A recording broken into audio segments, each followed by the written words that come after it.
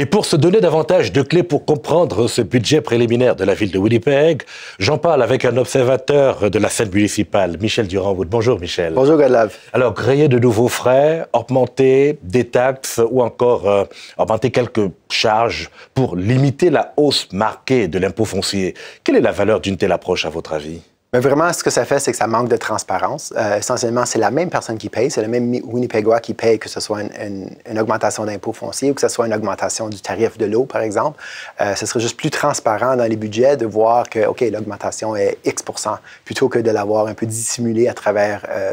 de nouveaux frais. Des nouveaux frais. Alors, ça veut dire qu'on aurait pu faire comme la ville de Brandon et se dire une augmentation de l'impôt foncier de 9 10 comme dans beaucoup d'autres villes, d'ailleurs, parce que c'est l'une des plus basses, l'une des plus faibles augmentations de puis justement, si on prend l'augmentation du tarif d'eau et on l'additionne à l'augmentation foncière, à Winnipeg, on est rendu déjà à un 6,5 %. C'est plus transparent, mais comme je dis, à Brandon, ils n'ont pas vraiment réglé le problème. Tout ce qu'ils ont fait, c'est qu'ils ont, dans la tarte, disons, où on détermine est-ce qu'on coupe des services, est-ce qu'on néglige l'infrastructure ou est-ce qu'on augmente les impôts, ils ont juste attribué un plus gros morceau de la tarte à l'augmentation d'impôts, sans se poser la question de pourquoi est-ce qu'on n'a pas assez d'argent cette année. Et vous pensez que c'est ce qu'on fait tous les ans, puisqu'on augmente de 3,5 tous les ans l'impôt foncier? C'est ça. Puis justement, c'est ça. Ça fait, si on regarde dans les archives des journaux, ça fait 60 ans, de 1960, qu'on parle des budgets difficiles à tous les ans. Tous les ans, on doit trouver d'autres coupures, d'autres augmentations, d'autres infrastructures qu'on doit négliger, au point où cette année, on a perdu le pont Arlington, qui s'est fermé d'urgence. C'est rendu à ce point-là.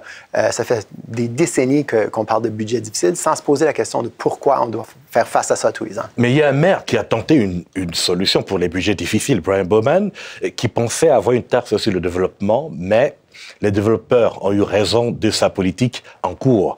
Alors, finalement, que faut-il faire pour trouver des sources de financement? Bien, justement, il faut s'entendre que le développement pour une ville, c'est supposé d'être un positif. C'est supposé ça l'ajoute des contribuables, ça l'ajoute des gens qui viennent payer dans le pot commun. Donc, ça devrait être un positif qui nous permet de payer plus de services et de se donner une moins grande charge individuelle parce qu'on est dans le plus grand collectif. Mais ce qu'on voit d'année en année, c'est pas le cas.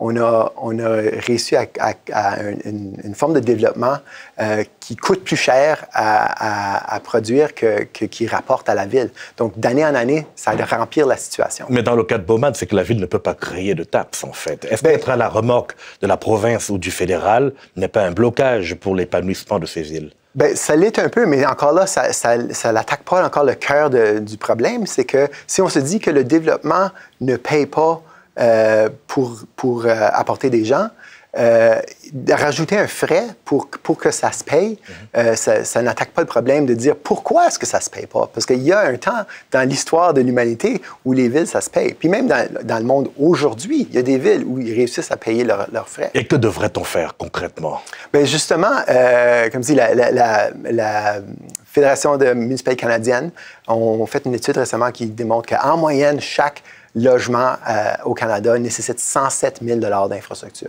C'est un nombre qui est impossible pour qu'un seul contribuable dise « je suis responsable pour 107 000 $ d'infrastructure ». C'est trop.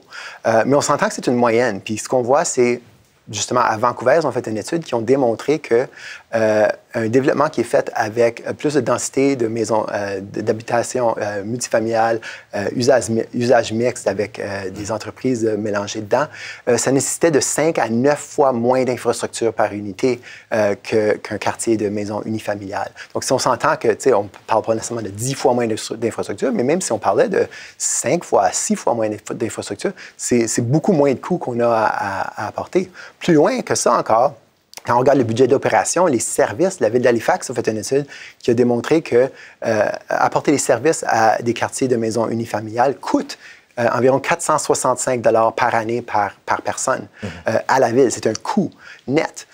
Tandis que des quartiers à usage mixte plus compacts, plus denses, rapportaient un profit de 606 $ par année par personne à la ville. Donc, si on voyait qu'on construisait moins de développement qui coûte de l'argent à la ville et plus de développement qui rapporte des profits à la ville, on aurait des conversations de budget à tous les ans dans l'autre sens, qui diraient « Ah, qu'est-ce qu'on devrait faire cette année?